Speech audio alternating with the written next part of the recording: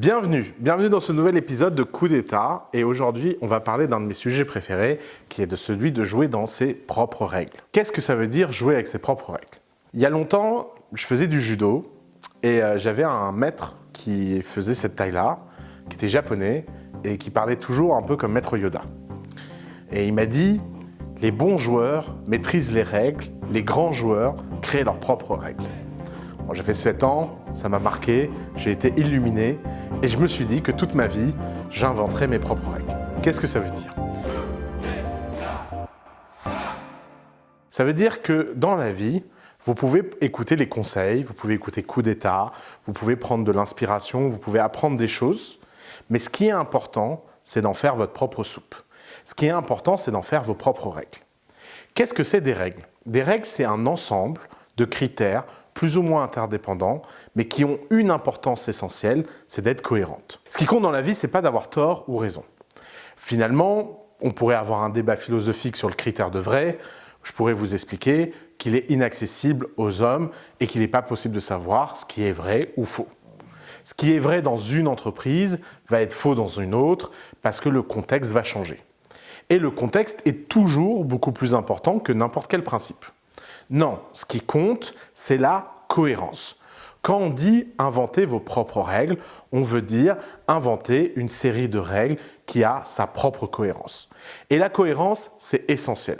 La cohérence, c'est ce qui vous permet d'avoir un filtre, un guide, qui vous permet d'aller dans un sens plus rapidement que les autres sens. Face à l'infinité des possibilités que vous avez lorsque vous bâtissez une entreprise, le fait de définir un certain nombre de principes, le fait de définir un certain nombre de règles vous aide à avancer plus rapidement. Mais ce qui est important, c'est que ces règles, vous les compreniez avec votre cœur, pas simplement avec votre tête. Il y a énormément de règles qui ne font pas sens si vous n'êtes pas capable de les adopter. Prenons un exemple tout bête, les morning routines. Je pense que tous les gens qui ont une morning routine réussie, qui se lèvent tôt le matin, à 5h du mat ou 4h du mat, et qui font leur yoga, leur machin et je sais pas quoi, ils ont quand même un élément factuel hyper important, c'est qu'ils prennent du plaisir dans l'exercice de cette routine. Et il y a plein de raisons d'être capable de se lever le matin ou pas être du matin. Il y a même des raisons génétiques. Si vous êtes plutôt quelqu'un qui a besoin de plus de mélatonine, plus de lumière et qui a besoin de se lever plus tard pour être en forme, vous n'y pouvez rien et suivre une morning routine va être quelque chose de plutôt toxique pour vous. Ce qui est vrai au niveau individuel est vrai au niveau collectif. Ça ne sert à rien d'appliquer des règles au sein de votre organisation qui vont empêcher cette organisation de scaler. La scalabilité vient lorsqu'on a de la vitesse vient lorsqu'on a de la cohérence. Et la cohérence vient lorsqu'on a profondément réfléchi quelles sont les règles qu'on a envie de suivre et on a réussi à designer quelque chose avec ses propres règles. Si vous regardez l'histoire de toutes les entreprises les plus légendaires, elles passent toutes par le fait qu'elles ont écrit leur propre playbook sur comment créer une boîte. Et ensuite, une fois qu'elles ont écrit ce playbook, des milliers d'entreprises essaient de le suivre. À une époque, tout le monde voulait être Google, ensuite tout le monde a voulu être Facebook, ensuite tout le monde a voulu être Uber. Mais vous voyez le point commun entre Google, Facebook et Uber, c'est qu'aucun d'eux n'a essayé d'être l'autre. Google n'a pas essayé d'être Microsoft, Facebook n'a pas essayé d'être Google et Uber n'a pas essayé d'être qui que ce soit. Évidemment, lorsque vous êtes Uber, vous définissez vos propres règles, votre propre piraterie et c'est pour ça que vous pouvez aller très loin. Alors évidemment, nous ne mentons pas, faire définir ses propres règles, ce n'est pas donné à tout le monde. Ça demande 3 choses. Ça demande de la prise de risque, ça demande du courage et ça demande de la conviction. La prise de risque vient du fait que la seule façon de découvrir vos propres règles, c'est d'avoir des expériences et que ces expériences soient profondément radicales. Je vous invite à tester des choses dans votre vie et à essayer d'être radical lorsque vous les faites. Et la radicalité, ça vous permet d'expérimenter des choses nouvelles. Ça vous permet d'aller dans des territoires dans lesquels personne n'a été avant vous. L'innovation est nécessaire à la condition qu'elle réponde à un problème. Et ce problème vient souvent d'une frustration. Et cette frustration vient très souvent d'un contexte particulier. Évidemment que ce n'est pas ouvert à tout le monde d'écrire ses propres règles, mais c'est ouvert à tout le monde d'expérimenter. Même si c'est pour finir par appliquer les règles de quelqu'un d'autre, essayez d'avoir une démarche innovatrice lorsque vous les adoptez. Même quand vous regardez et que vous copiez quelqu'un d'autre, n'essayez pas de le copier, mais essayez de le voler. Essayez de vous approprier son travail et essayez d'en faire votre propre propriété. C'est hyper important d'être propriétaire de tout ce que vous faites. Pourquoi? Parce qu'il n'y a rien de pire que de suivre un maître extérieur sur lequel vous n'avez pas entièrement le contrôle. Et lorsque vous faites des erreurs, vous ne savez pas si ces erreurs viennent de vous ou des autres. C'est d'ailleurs un des grands problèmes du mentoring.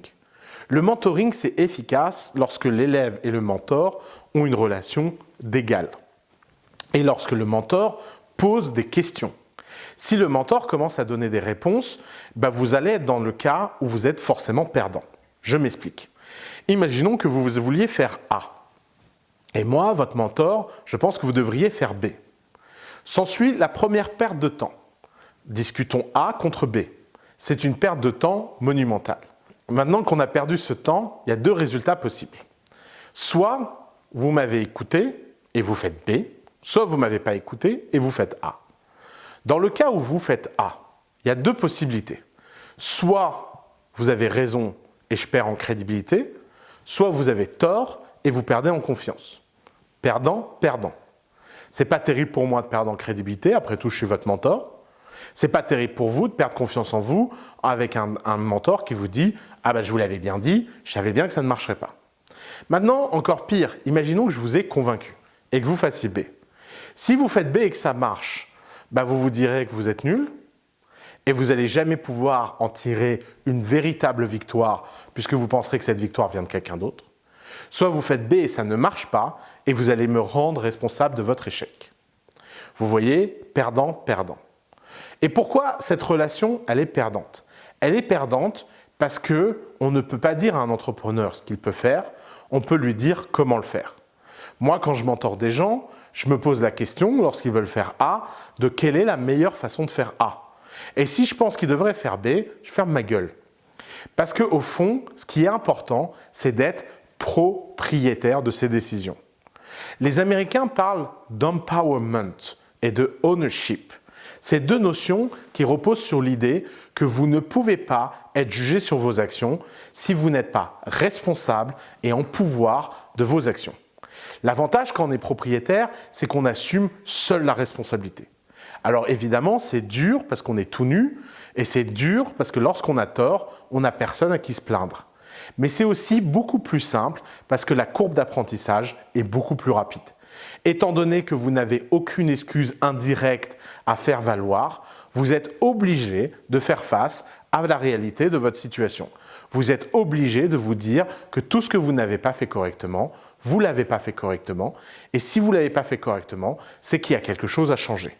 Et l'absence de cette distance entre le jugement de vos actions et les nouvelles actions que vous faites s'appelle l'apprentissage. Apprendre quelque chose, c'est posséder à 100% ses erreurs. Si lorsque vous appreniez à marcher et que vous tombiez, c'est quelqu'un d'autre qui se faisait mal, vous n'apprendriez pas à marcher aussi rapidement. Ou du moins, vous le feriez de façon beaucoup plus casse-cou parce que vous ne porteriez pas la douleur de vos erreurs. Le fait de porter les douleurs de ses erreurs dans sa chair, c'est la chose la plus importante. Nassim Taleb parle d'être skin in the game et c'est hyper important de pouvoir, lorsqu'on est entrepreneur, avoir skin in the game. Et ça revient au sujet d'écrire ses propres règles. Écrire ses propres règles, c'est une nécessité lorsqu'on prend ses propres risques. Ça ne sert à rien de jouer avec les règles de quelqu'un d'autre lorsque vous avez l'opportunité et l'inspiration d'écrire votre propre histoire. Vous vous posez sans doute la question de quel est le rapport avec le scale de l'équipe et ce chapitre. Eh bien tout simplement parce que votre équipe, elle doit venir suivre vos règles. Tout simplement parce que pour atteindre un scale vraiment enthousiaste et vraiment intelligent, vous devez créer un scale contextuel. Vous devez résoudre un problème qui est le problème de votre industrie, de votre marché, de votre entreprise et que la seule façon pour tout le monde de comprendre à quel jeu il joue, c'est d'être explicite dans vos règles. Si vous définissez vos propres règles du jeu, vous devenez le maître de la partie et lorsque vous devenez le maître de la partie, vous pouvez expliciter auprès de tout le monde comment vous allez les juger et qu'est-ce que vous allez considérer comme un échec et comme un succès. Dans ce cas-là, c'est hyper important de pouvoir le faire at scale. Je m'explique. Par exemple, chez Google, pendant très longtemps, Ce qui comptait le plus, c'était d'accumuler énormément d'informations et de scraper de plus en plus de sites internet. Cette KPI interne n'avait aucun sens sur le marché parce qu'à l'époque, on ne pensait pas que l'internet deviendrait si gros. Donc on se disait, mais pourquoi ils s'emmerdent à faire tout ça? Un annuaire est suffisant.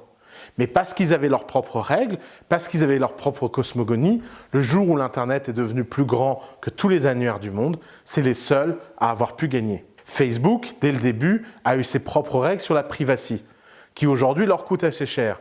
Mais le succès de Facebook repose sur le fait que religieusement, ils ont une vision de la privacy qui était différente d'ailleurs. Et c'est parce qu'ils ont réussi à expliquer cette règle à toute l'équipe, sans doute un peu trop bien de toute évidence, que Facebook a réussi à se développer pendant des années. Instagram était obsédé au début de son histoire par la qualité des feeds et la qualité du rendu des photos. Ça leur a permis de scaler de meilleure façon que n'importe quelle app de photo sharing parce qu'ils avaient compris l'essence du jeu auquel ils jouaient. Définir ses propres règles, c'est aussi définir le jeu auquel on joue. Et pour jouer correctement en équipe, il faut que les règles soient explicites pour tout le monde. Alors évidemment, quand vous faites ça correctement, si vous arrivez à définir vos propres règles, se pose la question d'avoir plein de joueurs. Dans la prochaine séance, on va parler de créer une machine de recrutement at scale. Merci beaucoup, à bientôt.